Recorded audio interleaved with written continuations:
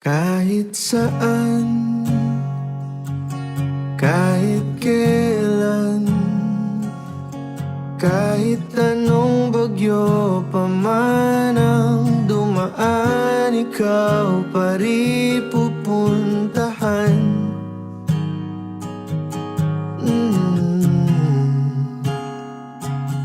At kung ano man ang nararamdaman,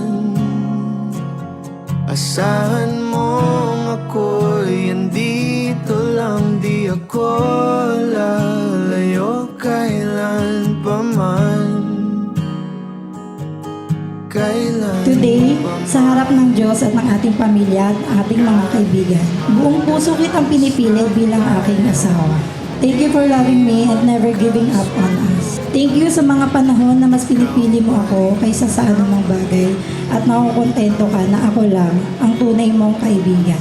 At ang pinakamagandang blessing sa buhay ko ay hindi lang ikaw, kundi ang ating mga anak na sina Zion, Zanya at Sabio.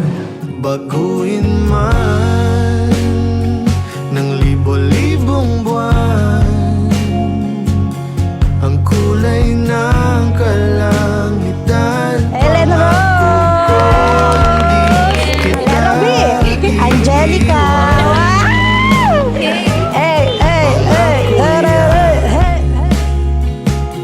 At kahit Tandaan mo, Benedict and Nicole, pag nag-aaway na kayo, ang sabi po sa Bible, love is kind, it does not envy, it does not boast, it is not proud, it does not dishonor, it does not self-seeking, it's not easily angered, it keeps no record of wrongs. Pag pinatawad mo na, kalimutan mo na. Why? Because ganun din po ang pagmamahal ng Diyos. At kung umabot man sa dulo at tatanda na tayo, Pangako ikaw lang ang aking mamahalin at wala na iba. Sa hirap man o ginhawa, sa kasiyahan man o bangkot. Pangako, lagi lang ako nasa tabi mo. Ikaw ang aking lakas at inspirasyon at wala na akong ibang hangat kundi maging successful tayong dalawa. Ibinigay ko sa iyo ang aking puso, isip at buong pagmamahal. Pangako aalagaan kita at rerespetuhin habang buhay.